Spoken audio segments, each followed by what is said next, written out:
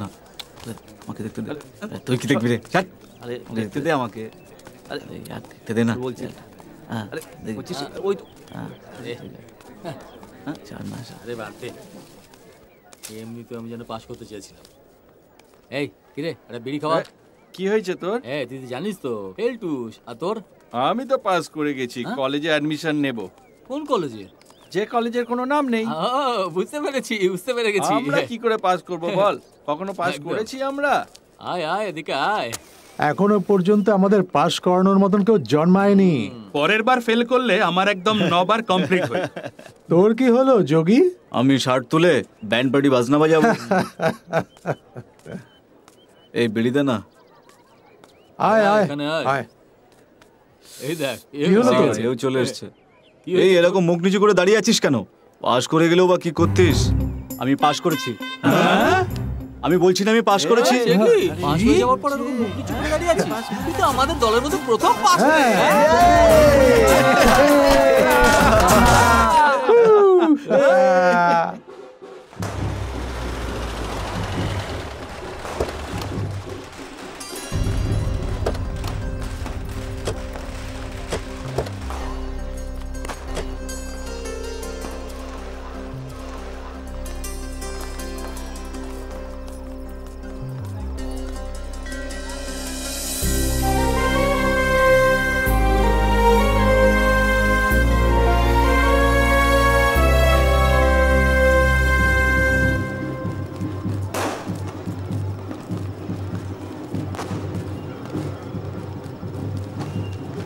এক একর জমি যায় যাক, ধরতে হলে একেই ধরবো।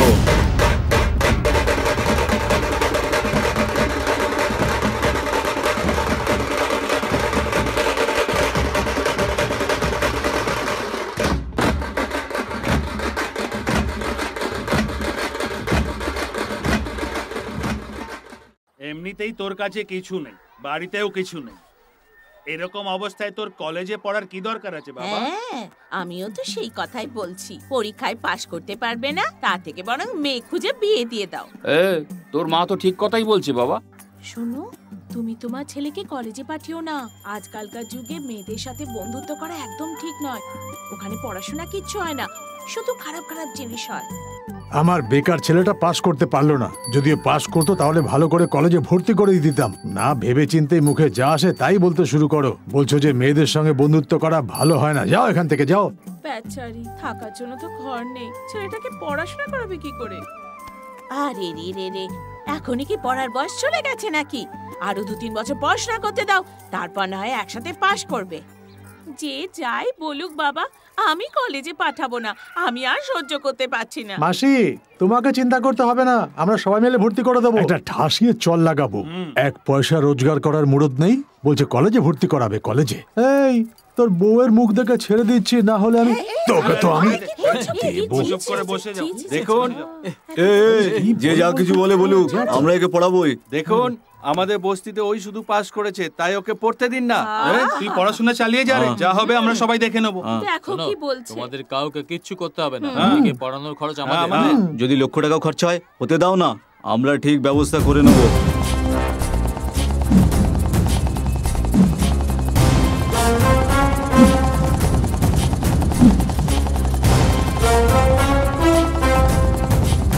আগে তো সুগারের কাছে মাছি আসতো, এখন তো ফিগারের কাছে মাছি আসছে। এই চুপ কর, তুই কি ফিগার নাকি যে হি হি হি করে হাসছিস? আচ্ছা শোন, ওই মহিলাটা তোর উপরে কমপ্লেন করলো, আর তুই কি করেছিস? এক্সকিউজ মি, আপনাকে কোথাও দেখেছি বলে মনে হচ্ছে, কিন্তু মনে পড়ছে না। আপনি কি আমাকে কোথাও দেখেছেন? এভাবেই আমি 4-5 বার ওনাকে জিজ্ঞাসা করেছিলাম স্যার। তবে তুই ওকে রাতের বেলায় কেন জিজ্ঞেস করেছিলি? স্যার, তাঁবুর মধ্যে হিন্দি সিনেমা দেখছিলাম স্যার, একদম হিরোইনের মতন দেখতে লাগছিল স্যার, তাই জিজ্ঞাসা করেছিলাম স্যার। আচ্ছা, এটা টেন্টে সিনেমা দেখার ফল। হ্যাঁ স্যার। দাঁড়া একটু, থানায় নতুন স্যার আসছেন, উনি তো তাঁবুর বাম্বু তুলে ফেলবেন।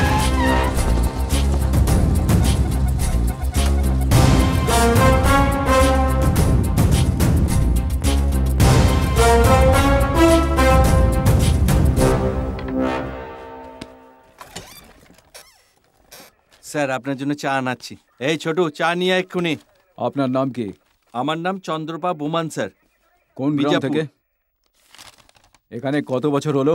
10 বছর ধরে সবাই মিলে আমাকে এখান থেকে প্রমোশন দিয়ে সরাবার চেষ্টা করছে, কিন্তু আমি সেটা সুযোগ দিইনি।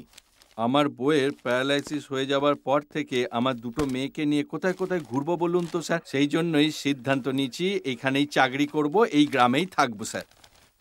এই এখানে গ্রামের খুব ভালো স্পেশাল রেশম কি? তৈরি হয় স্যার। এছাড়া তাঁবুর মধ্যে সিনেমা দেখানো হয়, ভীষণ ভালো ভালো সিনেমা দেখানো হয় স্যার। বাবা বাবা বাবা বাহ, দুপুরে দিনের বেলায় ব্লু ফিল্ম দেখার অপরাধে ওকে জেলে ভরে দিয়েছি স্যার, দেখুন না। কেস কেস কোথায়? কেস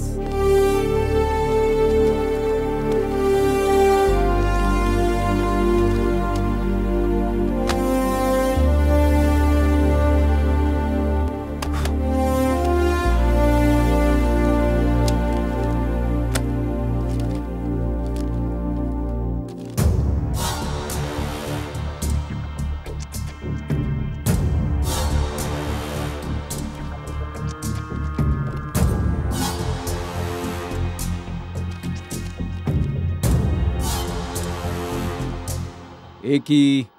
এখানে তো দেখছি শুধু চুরি করার কেসই রয়েছে। হ্যাঁ স্যার, ঠিকই বলছেন। এই গ্রামে চুরি ছাড়া কিডন্যাপ, খুন বা কোনো রকম অপরাধের কেস পাবেন না আপনি। কিন্তু ওরা যদি ঠিক করে কোনো জিনিস চুরি করবে, তাহলে সেটা যে কোনো উপায়ে চুরি করে ছাড়বে স্যার। এদেরকে তুমি জানো? জানি স্যার, কিন্তু কোনো সাক্ষীই নেই। কিন্তু যদি সন্দেহর বশে ওদের তুলে এনে জেলে ভরি, তাহলে ওদের জাতের লোকরা এসে এখানে ভাঙচুর, মারামারি, দাঙ্গা লাগিয়ে দেবে স্যার। আস্তে আস্তে আপনিও সব জেনে যাবেন স্যার।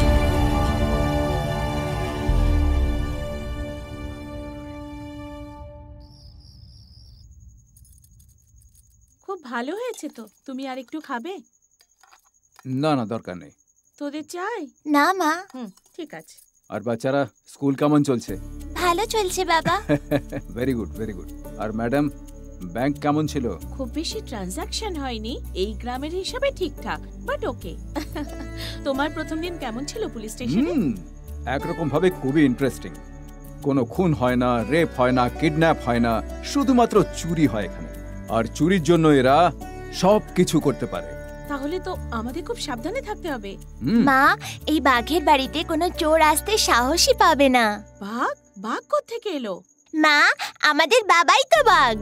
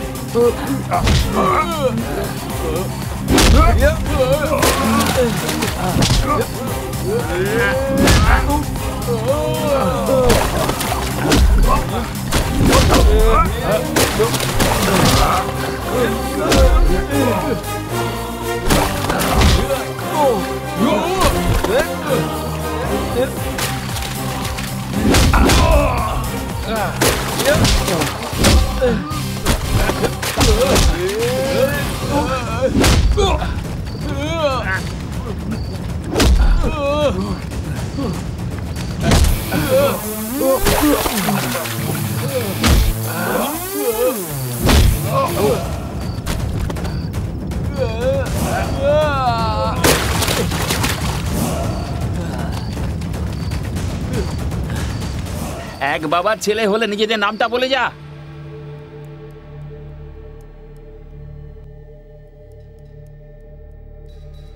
কেমন দেখতে ছিল? ওদেরকে দেখতে অনেকটা ক্ষুধার্ত বাঘের মতো লাগছিল। আরে দেখে তো তোকেও মোষ মনে হচ্ছে। তুই মার খেয়ে চলে এলি, লজ্জা করে না তোর? কি কাজ করিস? মাটি পেহলওয়ান স্যার, ওদেরকে আপনারা ছাড়বেন না। তুই তো ওদের ছেড়ে দিয়ে চলে এলি, এবার পুলিশ ওদের ছাড়বে নাকি? হ্যাঁ, একবার ধরতে পারলে না মেরে লাঠি ভেঙে দেব। ওরা কারা ছিল, কোথা থেকে এসেছিল, কেমন দেখতে ছিল, কিছু তো জানিস নাকি? না স্যার, কিন্তু ওরা কারা সেটা আমি জানি। ওরা কারা ছিল? জিন্দাবাদ!